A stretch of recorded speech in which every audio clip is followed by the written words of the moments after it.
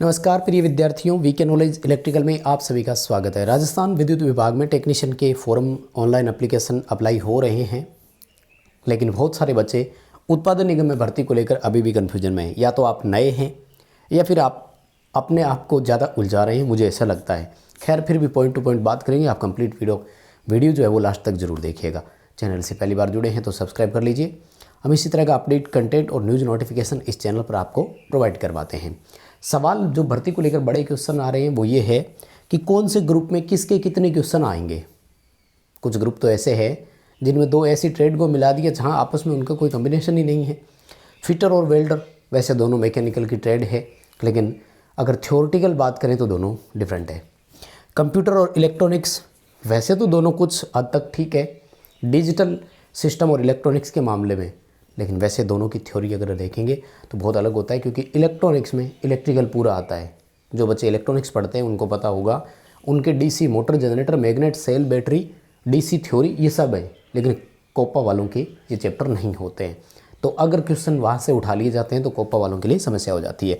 पूरी डिटेल से बात करेंगे चारों ग्रुपों में क्या रहने वाला है। और सबसे पहले तो मैं ये कहना चाहूँगा, जितने भी बच्चे राजस्थान से खासतौर से, माय डियर, आप अगर फॉर्म अप्लाई करते हैं तो पूरा मन लगाकर तैयारी करें। अधूरे मन से तैयारियां नहीं होती है। अगर आपको लगता है कि सीटों की संख्या बिल्कुल भी नहीं है या कम है, तो मेरा पर्सनल सुझाव आपको ये है कि आप अप्लाई ना ही करें तो बेहतर रहेगा, ताकि कम से कम खुद को आपको ये तो रहे कि मैंने तो फॉर्म ही नहीं भरा था। अगर फॉर्म अप्लाई करते हैं तो पूरे मन से तैयारी करना। जितने फॉर्म भरे जाएंगे उसमें 90% बच्चे ऐसे हैं जिनकी बिल्कुल भी तैयारी नहीं है, जिनकी तैयारी औसत दर्जे की तैयारी से भी कम है। मैं ऐसे जानता हूँ। दिन में मुझे 10 या 20 ऐसे बच्चे मिलते हैं जिनका कोई प्रॉपर तैयारी नहीं है, कोई प्रॉपर थ्रू आउट वे नहीं है जिसमें वो रेगुलर पढ़ रहे हो। तो आप अपने आप को समझिए और देखिए कि मैं कितना पढ़ रहा हूँ, पिछले कितने टाइम से मैं टेक्निकल के टच में हूँ। क्योंकि मोस्टली बच्चे क्या कर रहे हैं, ITI कर ली थी आज से 5 साल पहले, 8 साल पहले, 10 साल पहले, चलते आ रहे हैं। कोई भर्ती आती है तो फॉर्म भर देते हैं, एग्ज़ाम दे आते हैं। पूरे मन से तैयारी उनकी फिर भी नहीं है। बहुत सारे बच्चे ऐसे हैं। तो मैं यही कहूँगा कि अगर आप तैयारी कर रहे हैं तो पूरे मन लगाकर तैयारी करें कि चलो लास्ट मौका देते हैं, देखी जाएगी जो होगा, और नहीं तो फिर फॉर्म ही ना भरे तो ज़्यादा सही रहेगा। आइए, खैर हम करते हैं थोड़ी सी डिटेल से बात इन पर। सबसे पहला तो है ग्रुपों के हिसाब से। एक बार और बता देता हूँ मैं कि किस ग्रुप के लिए कौन कौन सी ट्रेड में शामिल किया गया है। ग्रुप 1 जो होता है, इसमें देखो इलेक्ट्रीशियन, पावर इलेक्ट्रीशियन और वायरमैन, ये 3 ट्रेड रहती है। अब वैसे वायरमैन जो है ना वो 8वीं बेस पे ITI होती है और इलेक्ट्रीशियन होती है 10वीं बेस पे। कंपेरेटिवली इलेक्ट्रीशियन के पास सिलेबस ज़्यादा होता है वायरमैन वाले से तुलना करने पर। यहाँ अगर आप ITI वायरमैन से है ना, तब भी माय डियर आपको इलेक्ट्रीशियन वाला सिलेबस कवर करना ही पड़ेगा, क्योंकि पेपर जो आएगा वो एज पर इलेक्ट्रीशियन सिलेबस आता है, क्योंकि इन्होंने कॉमन रख दिया है। यानी वायरमैन में अगर आपके कुछ चैप्टर नहीं हैं तो भी आपको इलेक्ट्रीशियन के अकॉर्डिंग सिलेबस तैयार करना होगा। हालांकि वायरमैन और इलेक्ट्रीशियन के सिलेबस में ज़्यादा अंतर नहीं है। जैसे लाइनमैन वाले में भी सिलेबस लगभग सेम आता है, और SBA स्विच बोर्ड अटेंडेड बोलते हैं, इसमें भी लगभग सेम आता है। ये है जयपुर डिस्कॉम के लिए जो टेक्नीशियन की वैकेंसी है, उसके लिए इलेक्ट्रीशियन, पावर इलेक्ट्रीशियन, वायरमैन, तीनों ट्रेड तो सेम है। यहाँ लाइनमैन नाम से अगर पुराने टाइम में जो ITI होती थी वो अब तो नहीं है। और SBA स्विच बोर्ड अटेंडेड जो है इनके लिए भी है। तो ये वाले यहाँ पर एलिजिबल है। और मैं आपको बता रहा हूँ दोबारा कि जो सिलेबस यहाँ आता है वो इलेक्ट्रीशियन बेस का आता है। आप इनके पुराने पेपर उठाकर देख लीजिएगा। आरविनल का पेपर हमने हल करवाया हुआ है। जयपुर डिस्कॉम और वितरण का जो पेपर है वो एक अलग है, ये आरविनल की बात कर रहा हूँ मैं। अब आ जाओ ग्रुप 2 में। वैसे तो मैं चर्चा पहले भी कर चुका हूँ। यहाँ इलेक्ट्रॉनिक मैकेनिक और COPA, computer operator and programming assistant के नाम से ITI होती है। तो ये अब वैसे इलेक्ट्रॉनिक मैकेनिक 10वीं बेस पर हो जाती है और कोपा 12वीं बेस पर होती है। कंप्यूटर वाली ITI 1 साल की है, ये 2 साल की है। अब यहाँ पर कोई एक तो मैं बताऊँ रेशियो बाइफर्गेशन नहीं है, यानी ये बाउंडेशन या फिक्सिंग नहीं है कि 50% क्वेश्चन इसके आएंगे और 50 क्वेश्चन इसके आएंगे, नहीं, ऐसा कोई नहीं है। हाँ, कोशिश ये करते हैं वो कि दोनों का रेशो लगभग समान रखा जाए, लेकिन कोई ज़रूरी नहीं है। आप ये नहीं कह सकते कि इनके ज़्यादा आगे। जैसे मैं आपको बताऊं, 2012 वाली वैकेंसी में विद्युत उत्पादन में 2012 में आई, उसके बाद 2013 में आई थी, जिसका पेपर 2015 में मतलब ज्वाइनिंग होते होते 2015 आ गई। वो उस टाइम कोई खास वैकेंसी नहीं थी। तो 2012 में जब पेपर हुआ था तो इलेक्ट्रॉनिक्स का पार्ट बहुत डाल दिया था उन्होंने, और कोपा के डाल दिए थे कम। लेकिन पिछली भर्ती जो हुई थी ना 2015 की, मान लीजिए आप, तो वो ठीक ठाक सी थी, औसत था। दोनों के क्वेश्चन लगभग 50-50% के आसपास थे।